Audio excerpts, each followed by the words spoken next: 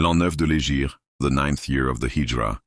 Victor Hugo, one of the most influential writers of 19th century French literature and a leading figure of Romanticism, turns to the final days of the Prophet Mohammed, presenting them through a highly literary and symbolic lens. Rather than offering a historical or religious account, Hugo reshapes the events into a poetic vision, where memory, imagination, and philosophy are intertwined. The poem belongs to La Légende des siècles, his ambitious cycle that seeks to recount the story of humanity through key historical and mythical moments.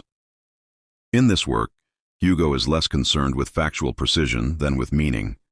He uses historical figures as vehicles to express universal ideas about fate, morality, suffering, and the passage of time.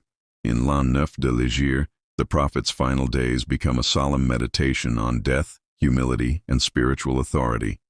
Through a blend of tradition and romantic imagination, Hugo constructs a dramatic scene in which earthly power fades and human existence is placed in direct confrontation with the divine. As though he felt his final hour draw near, he walked in silence, free from pride or fear. He greeted all who passed along his way, and seemed to age before their eyes each day. Though still but few white threads had touched his face, his beard remained in dark and youthful grace. He paused beside the wells where camels drink, and drifted back in thought to what they were, when he himself had led them through the sand. A lone young keeper in that desert land, he seemed to have seen Eden's distant shore, the ancient times, the days that are no more. His brow was high, his bearing calm and grave, a kingly face yet humble as the wave. His eyes were deep, attentive, full of light, his neck like silver in the desert night. He seemed like Noah, keeper of the flood, who holds the secret written in the mud. Men came to seek his judgment day by day. He let them speak, then turned his gaze away. One argued yes, another laughed and lied. He listened all in silence, then replied. His lips were shaped in prayer at every breath. He ate but little, binding life with death. He milked his sheep with hands that never rest, and mended garments worn upon his chest. He sat upon the earth in simple thread, and stitched the clothes that clothed his weary head. He fasted longer than the faithful fast, though youth had fled and strength no longer last. At 63 a fever took his frame, and through his own old scripture he reclaimed the words once written by his guiding hand. As fading light withdraws from sinking land, he gave the banner to a chosen son, and said, "My final morning has begun. There is no God but God, go fight for him," while shadow gathered at his weary limb. Like aged eagle forced from highest air, his gaze grew dim with deep and silent care. He came once more to prayer at customed hour, supported gently by Ali's strength and power. The people followed where his steps would go, while sacred cloths were lifted to and fro. Before the crowd he turned with fading light, and spoke as day gives way to coming night. The world is dust, man passes like a stream. God alone is great beyond all dream. I am the ignorant, the blind in soul. Without his grace I am the lowest whole. A sheikh replied, "O leader, pure and bright, your word brought faith into the world's dark night. The day you came, a star was seen to rise, and palaces of kings fell from the skies. But he said, angels weigh what I have done. My hour is near, my earthly course is run. If I have wronged a soul in word or deed, let him arise and speak before I leave. If I have struck, let him strike back in kind, before I pass beyond the mortal mind." He stood in calm, his staff outstretched before the crowd that gathered round him more and more.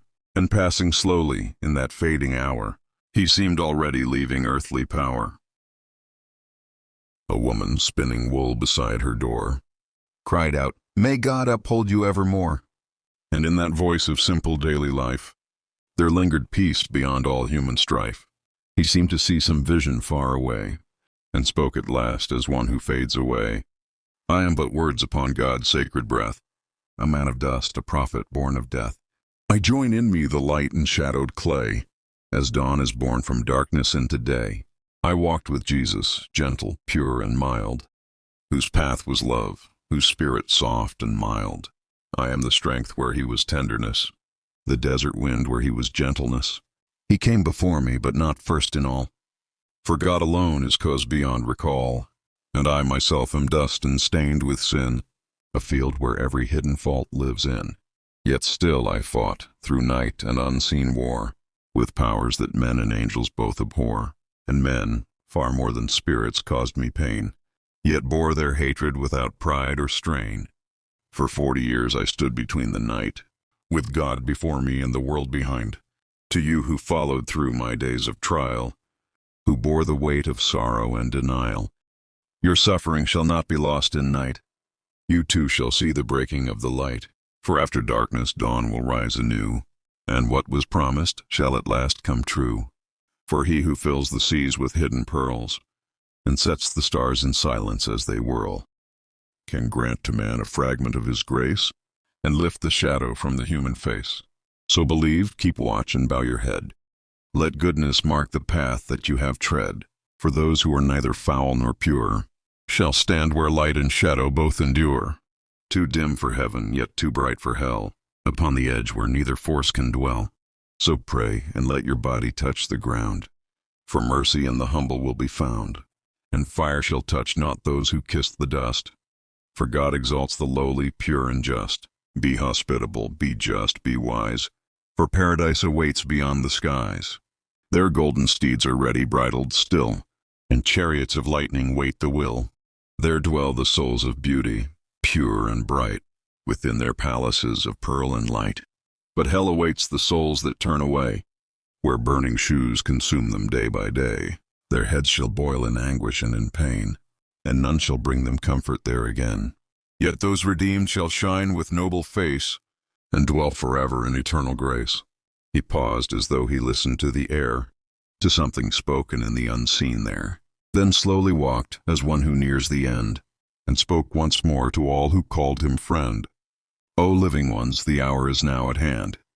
I go to dwell where no man understands. So let those who have known me speak their claim, and if I wrong them, let them speak my name.